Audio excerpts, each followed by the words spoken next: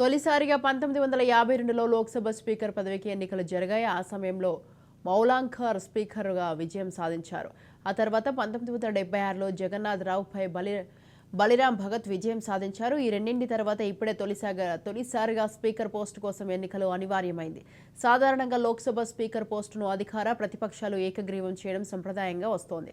అయితే ఈసారి ప్రతిపక్షాలు తమకు డిప్యూటీ స్పీకర్ పదవి ఇవ్వాలని పట్టుబట్టాయి. అందుకు అధికార పక్షం అంగీకరించకపోవడంతో ఇరు పక్షాలు ఎన్నికలు వెళ్లాయి.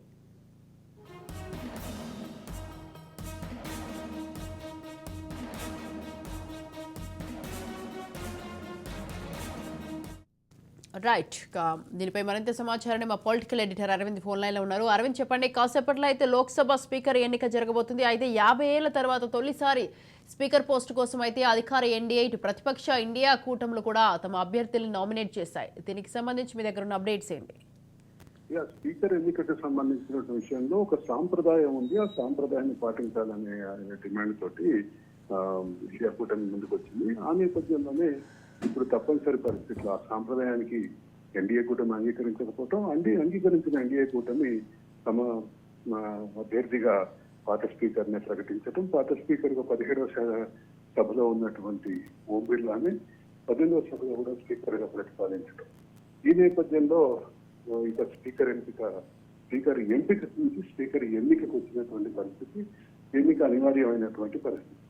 దీని మొత్తంలో కీలకంగా గమనించాల్సిన అంశం ఏంటంటే, గతంలో కంటే ఇండియా కూటమి ఇప్పుడు బలమైనటువంటి స్థాయిలో ఉంది. నెంబర్ పరంగా, సంఖ్యాపరంగా బలమైనటువంటి పరిస్థితిలో ఉన్నటువంటి ఇండియా కూటమి ఏకపక్ష నిర్ణయాన్ని అనే అంశాన్ని ముందుకు తీసుకొచ్చి ఇప్పుడు స్పీకర్ ఎన్నికలో పాల్గొంటున్నటువంటి పరిస్థితి.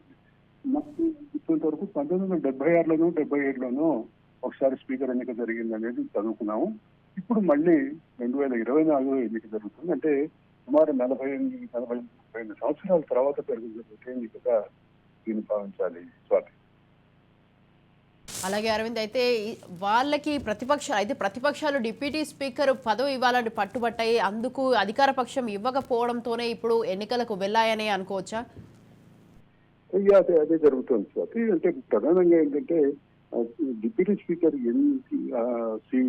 తమకు ప్రాధాన్యత కల్పించడం ద్వారా డిప్యూటీ స్పీకర్ కి కేటాయించడం ద్వారా, ప్రతిపక్షానికి కేటాయించడం ద్వారా ఒక సాంప్రదాయం సభలో నెలకొల్పేటటువంటి అవకాశం ఉంటుంది అనేది ప్రధానమైన అంశం. అయితే ఇది దేశవ్యాప్తంగా చాలా రాష్ట్రాలు కూడా ఈ సాంప్రదాయాన్ని పక్కన పెట్టేసినాయి. ఎప్పటి నుంచో జాతీయ స్థాయిలో పార్లమెంట్ లో కూడా ఈ సాంప్రదాయాన్ని కొంతకాలంగా దూరంగానే ఉన్నటువంటి విషయం గమనించాలి.